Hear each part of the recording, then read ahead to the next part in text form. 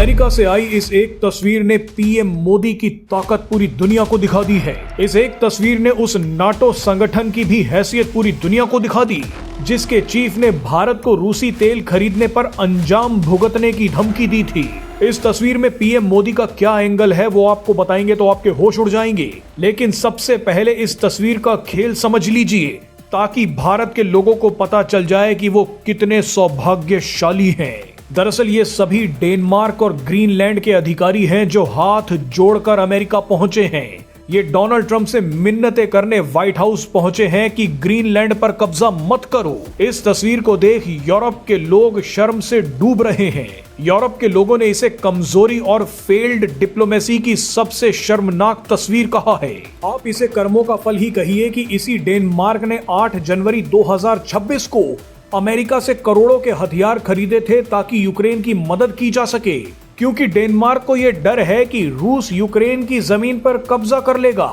लेकिन आप विरोधाभास देखिए कि अमेरिका आज डेनमार्क के ही इलाके ग्रीनलैंड पर कब्जा करना चाहता है और ये सभी लोग हाथ जोड़कर खड़े हैं। आप इस तस्वीर को डेनमार्क की हार ही नहीं बल्कि पूरे नाटो की हार और टूट के तौर पर देख सकते हैं। नाटो देश सिर्फ दिखावे के लिए डेनमार्क के समर्थन में बयान दे रहे हैं, ग्रीनलैंड में अपनी सेना भेजने की बातें कर रहे हैं, मगर जिस दिन अमेरिका ने चाह लिया तो वो उसी दिन ग्रीनलैंड को छीन लेगा। यहाँ पर वही नाटो फेल हुआ है जिसने कुछ समय पहले भारत को धमकी दी थी कि रूस से तेल खरीदना बंद नहीं किया तो अंजाम भुगतने के लिए तैयार रहना। लेकिन आज अंजाम नाटो भुगत रहा है। नाटो देश एक दूसरे से लड़ रहे हैं। बहरहाल अब आपको बताते हैं कि यहाँ पर पीएम मोदी की ताकत कैसे दिख रही है। अमेरिका की ही माने तो पीएम मोदी डोनाल्ड ट्रंप को भाव तक नहीं दे रहे, लेकिन दूसरी तरफ पूरा यूरोप ट्रंप के सामने घुटनों पर बैठा है।